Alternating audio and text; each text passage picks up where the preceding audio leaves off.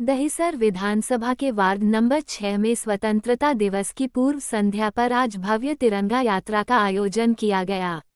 यात्रा में भारी संख्या में युवा, महिला पदाधिकारी और स्थानीय नागरिक उत्साह के साथ शामिल हुए। देशभक्ति गीतों और जयघोष के बीच तिरंगा यात्रा पूरे जोश और गर्व के माहौल में निकाली गई। इस अवसर पर पूजा दुबे, अमित सिंह, अमित ठाकुर समेत कई प्रमुख पदाधिकारी मौजूद रहे और लोगों को एकता व देशभक्ति का संदेश दिया। तिरंगे के साथ कदम से कदम मिलाते हुए सभी ने देश की आन, बान और शान को सलाम किया। जय जवान, जय किसान, भारत माता की जय, वंदे मातरम, वंदे मातरम।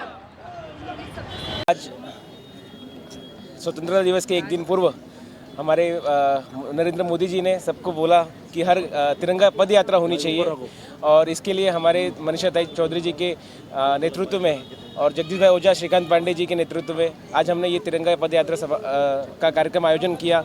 इसमें हमारे वार्ड अध्यक्ष अमित ठाकुर जी, हमारी महिला मोर्चा अध्यक्ष मनीषा जोशी जी, भारतीबेन शाह, युवा मोर्चा अध्यक्ष शत्रुघ्न मिश्रा जी, सबकी का सहकार रहा। हमारे वरिष्ठ नेता प्रशांत पुजारी जी ने भी हमें काफ़ी सहयोग दिया, और सभी युवाओं का, सभी हमारे पदाधिकारियों का सहकार रहा, और जोशपूर्वक ये यात्रा हमारी रही। और इस यात्रा में हमने न बाइक का, किसी कार का प्रयोग किया, लोगों को याद दिलाने के लिए कि ये पद यात्रा काफ़ी समय से हम करते थे, और इसकी प्रथा नरेंद्र मोदी जी ने वापस चालू की है। तिरंगा जैसे पहले सुबह सुबह ये यात्रा होती थी, इसी संध्या काल के समय में भी हमने एक यात्रा की। हमारे देशर में 2 यात्राएं जगदीश भाई के वार्ड में और अपना मनीषा दाई के नेतृत्व में भी ईस्ट और वेस्ट में दोनों जगह पे हुई थी, और ये हमारे पूर्व में आज शाम को ये कार्यक्रम हमने आयोजित किया।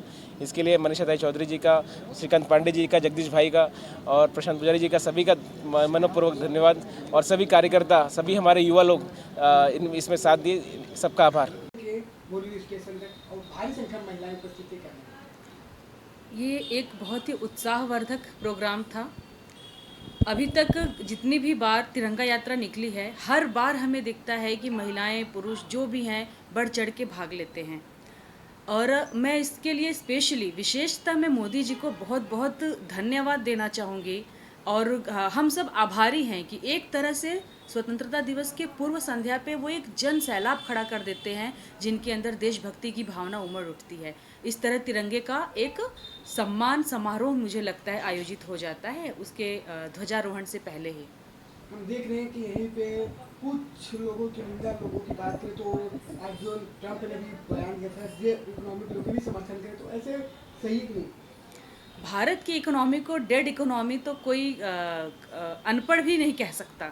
जिस तरह से हम देखते हैं अर्थव्यवस्था का संचार होता है देश में, हमारे देश में अभूतपूर्व कौशल तो है ही, लेकिन उसके साथ ही जो यूथ है, जो युवा जनसंख्या है, जो कि भविष्य के अर्थव्यवस्था का निर्माण करता है, और उस जनसंख्या के साथ साथ जो कौशल विकास योजनाएं चल रही हैं देश में, और जो अपार संभावनाएं हैं जो विश्व के बाजार आ रहे हैं वैश्वीकरण के बाद भारत में, तो इस तरह तो कोई भी देश अपने अर्थव्यवस्था के जो संबंध हैं, आर्थिक संबंध, भारत से बिगाड़ना बिल्कुल नहीं चाहता।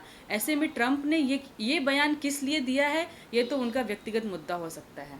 हम देख रहे हैं कि जहाँ लोग त्यौहार मनाने के लिए खुद घर से बाहर, उसी विधानसभा में रहती है जहाँ की विधायिका खुद रक्षाबंधन मनाने, जैसलमेर और कश्मीर के बॉर्डर पर रक्षाबंधन मनाने के अब उसको जी, ये तो बहुत ही अच्छी बात है, और एक तरह से महिलाओं के अंदर इतनी जागरूकता आई है। रक्षाबंधन जैसे पर्व को लोग घर में, अपने भाइयों को तो लोग हर साल राखी बांधते हैं, लेकिन इस बार जो ऑपरेशन सिंदूर हुआ था, उसके पश्चात अपने देश के नौजवानों के प्रति जो सम्मान और जो अथाह प्रेम उमड़ा है, उसको ध्यान में रखते हुए इतनी महिलाएं, इतनी बीजेपी की कार्यकर्ता सब महिलाएं जैसलमेर बॉर्डर पे गई, राखी बांधा। एक उत्साहवर्धक और अभूतपूर्व योगदान है, समर्पण है अपने देश के जवानों के प्रति। इस स्वतंत्रता दिवस की मैं बहुत ही शुभकामनाएं देती हूँ सबको, और एक संदेश देना चाहती हूँ मैं, जो कि मैं हमेशा कहती हूँ कि कोई भी देश स्वतंत्रता का वैल्यू तब समझता है जब उसके तिरंगा को लहराते हुए वो देखता है, जब अपने देश के ध्वज को वो सबसे ऊपर स्वतंत्रता पूर्वक लहराते हुए देखता है। अपनी इच्छा से वो अपने देश की नीतियों को लागू करना ना लागू करना अपनी इच्छा से वो स्पष्ट करता है कि हम इससे सहमत हैं नहीं सहमत हैं।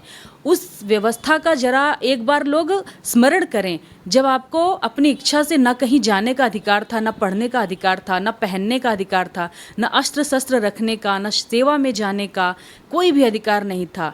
निम्न पदों पे नियुक्ति होती थी भारतीय लोगों की, और अगर लोगों को लगता है कि वो अंग्रेजों से स्वतंत्र हो चुके हैं तो उस व्यवस्था से स्वतंत्र होना बहुत ज़रूरी है। देखिए, सबसे पहले मैं सभी को बधाई देता हूं कि इतना सफल कार्यक्रम का आयोजन हमारे मंडल अध्यक्ष अमित सिंह जी के नेतृत्व में यहाँ पे संपन्न हुआ। और तिरंगा यात्रा निकाला क्यों गया, और पिछले करीब कई वर्षों से नरेंद्र मोदी जी के प्रधानमंत्री जब से बने तब से तिरंगा यात्रा का कार्यक्रम चालू हुआ।